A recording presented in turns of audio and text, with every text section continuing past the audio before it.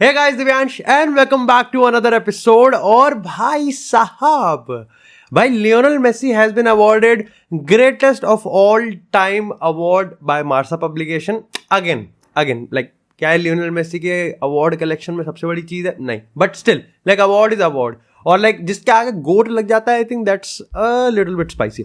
But I think Lionel Messi का ये award, और लियोनेल मेसी अब उस स्टेज पे आ चुका है यार। स्टेज तो नहीं कहूँ, आई थिंक लियोनेल मेसी ने उखाड़ लिया है इतना कि उसको अगर इस पॉइंट ऑफ टाइम पे लाइक होम मिनिस्टर बना दो, लाइक उसको अमित शाह से रिप्लेस, तो तब भी कोई कुछ कहेगा नहीं ज्यादा। मतलब आई थिंक लियोनेल मेसी ने वो सारी चीजें सरपास कर दी जहां पर आप एक्चुअली में उसको क्रिटिक कर सकते हो कि ये कैसे हो सकता है, ये कैसे हो सकता है, उसको बेस्ट डिफेंडर का दे दो।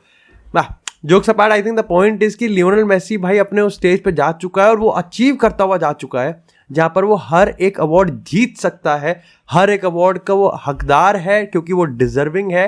एंड एब्सोल्युटली बेस्ट उसने अपनी गांड घिसी है भाई ये सब अचीव करने के लिए। And I think that's why every football fan should be happy. But I think पता है द मेजर पॉइंट कि मैंने यहां पर क्यों इस पर्टिकुलर लाइक मार्सा वाले अवार्ड पे इतना एम्फोसाइज डाल रहा हूँ। Of course first of all it's award, लेकिन आई थिंक हमको बात कर लेनी चाहिए क्योंकि देखो लियोनेल मेसी अवार्ड जीतता है, लियोनेल मेसी अपनी 10वीं इंटरनेशनल हैट्रिक मार देता है, 112वें गोल पे आ जाता है, शायद से इंटरनेशनल गोल्स और कॉन्ट्रीब्यूशंस में वो सबसे आगे निकल चुका है।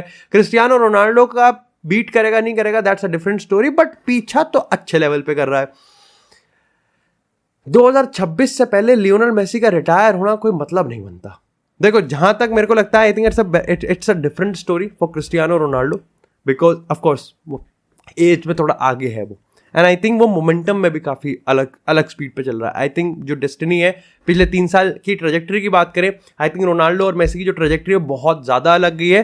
तो मतलब देयर इज नो रीज़न, मतलब कोई ऐसा कोई फंडा ही नहीं है कि भाई क्यों लियोनेल मेसी को एक्चुअली में 2026 का वर्ल्ड कप नहीं खेलना चाहिए।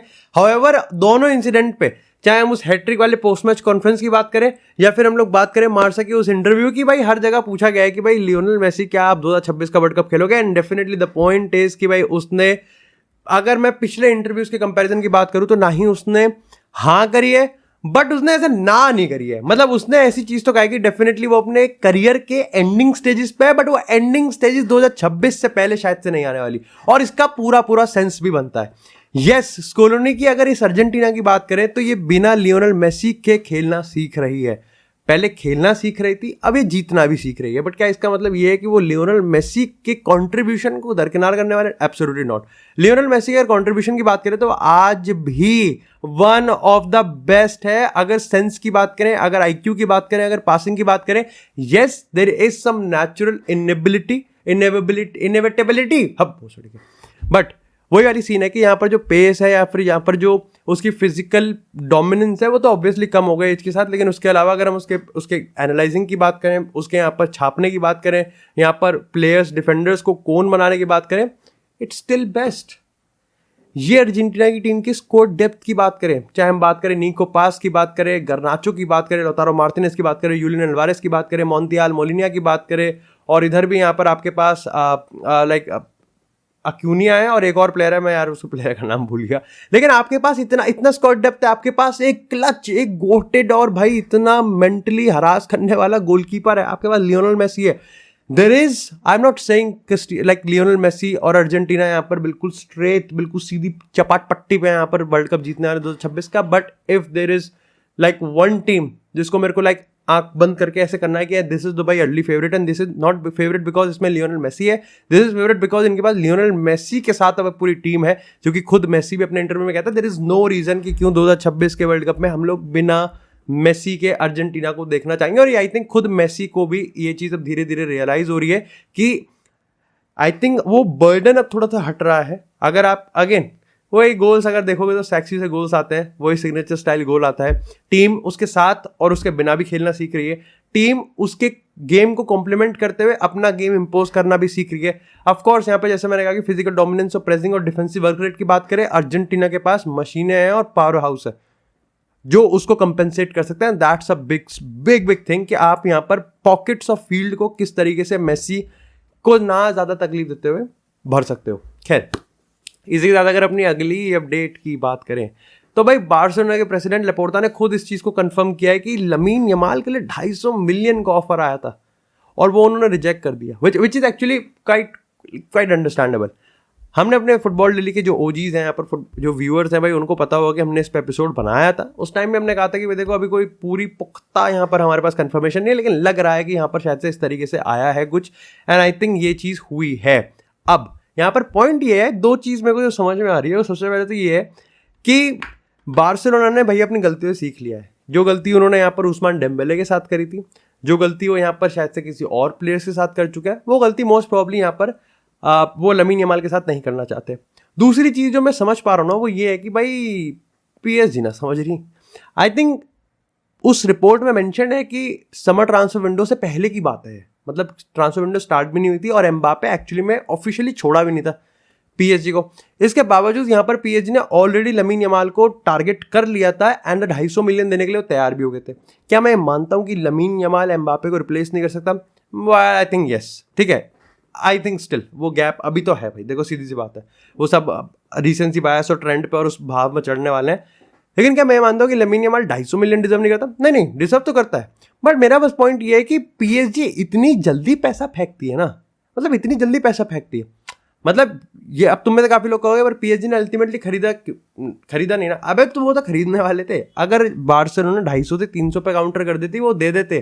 तो आई थिंक यहाँ पर सिंपल सी बात है, in all best interest Lamine Yamal to PSG नहीं हुआ, इससे बेहतरीन चीज़ और कुछ नहीं हो सकती। मैं आपको बता दूं, लमीन यमाल फॉर बेटर और वर्स, और फॉर बेटर और बेस्ट, वर्स और बेस्ट, बार्सिलोना के अलावा वो कहीं और अपना बेस्ट नहीं दे पाएगा। इट इज़ दैट कल्चर, वो फीलिंग, वो बिलोंगिंगनेस, और वो कहीं ना कहीं वो लोकल हीरो, वो जो पूरी वाइब है ना, आई थिंक वो बहुत इंपॉर्टेंट है और वो सिर्फ बार्सिलोना उसको प्रोवाइड कर सकती है और कोई भी नहीं।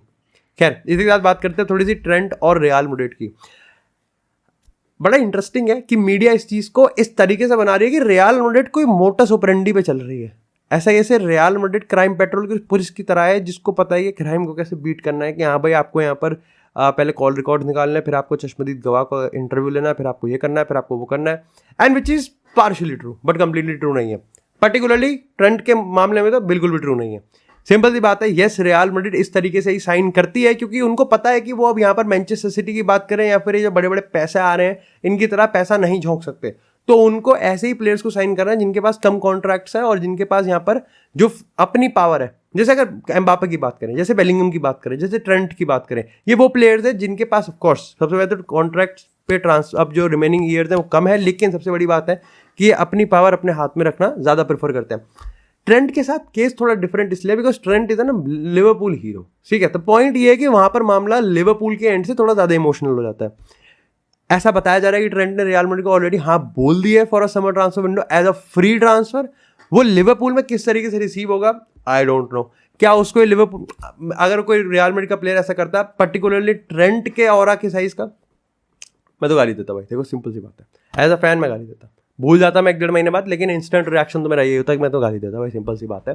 बिकॉज साला का समझा जा सकता है, यहाँ पर वर्जिल वैन डाइक का समझा जा सकता है, not with Trent Arnold, but I can understand why he is, because again जैसे हम लिवरपूल की बात करें, with all due respect, with all that glory, it is real Madrid जो कि ultimately it's like the GOATed clubs, तो आप कुछ नहीं कर सकते उस ऑरा को। When Barcelona real Madrid comes calling you, you just don't deny it. इसी के साथ यहाँ पर बात करते हैं अब थोड़ी सी पेप गार्डियोला की। तो भाई अपडेट तो देखो यहाँ पर यही है कि पेप गार्डियोला के मैनेजरियल करियर का आगे क्या होगा, क्या वो यहाँ पर मैनचेस्टर से बना रहेगा या फिर किसी और क्लब को जाएगा, ये अब थोड़ा सा सुर्खियों में आ रहा है। पर्टिकुलरली इंग्लैंड के साथ जोड़ने की कोशिश करी, लेकिन वहाँ पर तो टूकलीबान आ गए।